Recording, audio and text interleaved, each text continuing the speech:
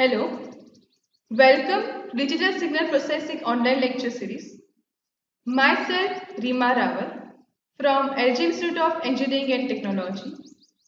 In this session, we are going to start the unit Filter Design Techniques. In this unit, we are going to see different designing techniques for two different filters. First one is IIR filters and the second one is FIR filters. Here IIR stands for Infinite Impulse Response and FIR stands for Finite Impulse Response. In this we will see different methods of designing FIR and IIR filters and we will see each of them in detail using examples. In today's session we are going to see the topic designing of filters and its examples. So let's start with that. So there are basically three methods of designing IIR filters. The first one is impulse invariance method. Second one is bilinear transformation method, that is also called as BLT method. And the third one is approximation of derivatives. Here we are starting with the first method, that is impulse invariance method. So there are basically three steps of designing a filter using impulse invariance method. The first step is expand H of S using partial fraction if required. Second, obtain Z transform of each PFE term, that is partial fraction expansion term, using impulse invariance transformation equation. Step 3 is to obtain H of Z, which is required digital IIR filter. So these are the three steps using which we can design IIR filter based on impulse invariance method. So these are the basic three formulas which we can use for designing filters using impulse invariance method according to the criteria or according to the form of equation given to us. If the data is given in the form of 1 upon S minus some constant, that is 1 upon S minus A or 1 upon S minus 2, likewise.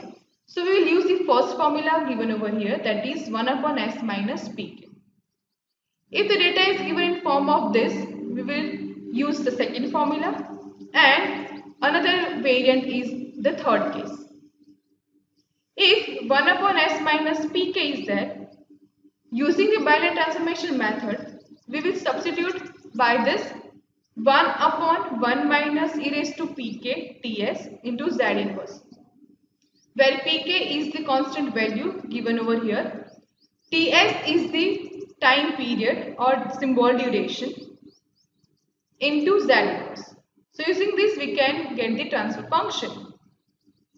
If S plus A upon S plus A square plus B square is given, we will get H of Z transfer function using this, where the numerator part is 1 minus e raised to minus ATS into cos BTS into Z inverse divided by 1 minus 2 into e raised to minus ATS into cos BTS Z inverse plus e raised to minus 2ATS into Z raised to minus 2, where A and B are constant values given over here. The third case is that B upon S plus A square plus B square, where H of Z is obtained by this, where numerator is e raised to minus ATS into sin BTS into Z inverse divided by 1 minus 2 e raised to minus ATS into cos BTS Z inverse plus 2 e raised to minus 2 ATS into Z raised to minus 2. You need to remember these three formulas so it will be more easier for you to solve the given example. Here a and b are again constant values given in the h of s function. Now let us understand one example which will make this method clear to you. Here the data is to find out h of z using impulse invariance method at 5 Hz sampling frequency from h of s as given as h of s equals to 2 upon s plus 1 into s plus 2. Now here as you can see in the data, h of s is given to us where h of s is 2 upon s plus 1 into s plus 2. Here sampling frequency is also given. So sampling frequency fs is 5 Hz given to us. And we know that fs equals to 1 by ts. That means frequency and time period are inverse to each other. So getting 1 by 5 will get the value of sampling time. Now as you can see this function is terms of 1 upon denominator term having the poles individual. Using the partial fraction method we will have the addition term in between and we'll apply the formula to this. So here first of all, let us use partial fraction expansion method. So using PFE method, h of s equals to a upon s plus 1, that means the first pole, plus b upon s plus 2, that is the second pole.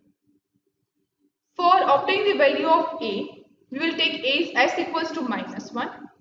And for obtaining the value of b, we will take s equals to minus 2.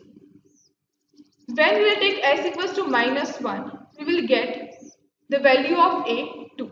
That means here if we will place that 2 upon minus 1 plus 2 because s plus 1 will be cancelled out for value of a. So this will give the value of a 2. Same way for b, we will take s equals to minus 2. So this will become 2 upon minus 2 plus 1 which will have the value b equals to minus 2. So here we have obtained the two values a equals to 2 and b equals to minus 2. Using these values which we have obtained, we will get the h of s that is equals to 2 upon s plus 1 minus 2 upon s plus 2. Here fs is 5 Hz given to us, so we will take ts that is equals to 1 by 5 that is equals to 0.2 second. So 1 upon s plus 1 will have 1 upon 1 minus e raised to minus pk into ts where pk is minus 1. Because we have the formula in terms of 1 upon s minus something. Here it is plus 1, so we need to take this value as minus 1. So here it will have minus 1 into 0.2 into z inverse which will give 1 upon 1 minus 0.818 z inverse. Here 0.818 is the obtained value of e raised to minus 0.2 in the calculator. And now 1 upon s plus 2 is to be obtained in the same way. That is 1 upon 1 minus e raised to minus 2 into 0.2 into z inverse. That will be equals to 1 upon 1 minus 0.67 z inverse. Here 0.67 is obtained value of e raised to minus 0.4 because here 2 into 0.2 is to be done. Now we are combining this to get h of z, where h of z equals to 2 upon 1 minus 0.818 z inverse minus 2 upon 1 minus 0.67 z inverse. By cross multiplying these two terms and simplifying this, we will get h of z final value equals to 0.29 z upon z square minus 1.488 z plus 0.54. You can keep the term in terms of z inverse as well, or you can give it in terms of positive powers of z by simplifying it further.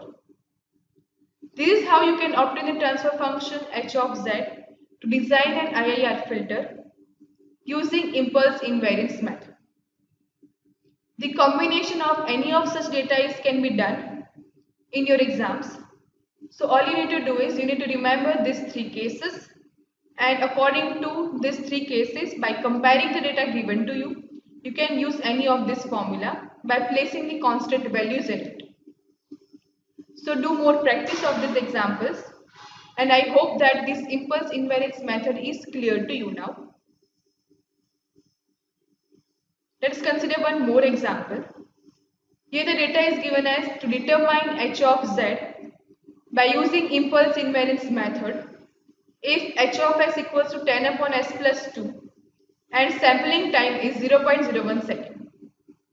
As sampling time is given to us as 0.01 second, we can directly substitute it. Using a pole transformation formula, here only one pole is there, that is -2. We can use this formula in this. Here 1 upon 1 minus e raised to pk ts into z inverse is to be obtained, where pk is to be used -2 and ts given to us is 0.01. So that will be equals to 1 upon 1 minus e raised to -2 into 0.01 into z inverse. So that will be equals to 1 upon 1 minus 0.98 z inverse. So the digital filter function over here is h of z, that is equals to 10 upon 1 minus 0.98 z inverse. By simplifying it in the terms of positive powers of z, it will become 10 into z upon z minus 0.98. You can make practice of such more examples for designing IIR filter using impulse invariance method. In the next session, we will continue with the rest of two methods, and also we will see the FIR filter designing techniques, which is referred to as the windowing technique. We will see the types of windowing techniques in detail in the next session and the functions for that. These are the references for this presentation. Thank you. Thank you for listening.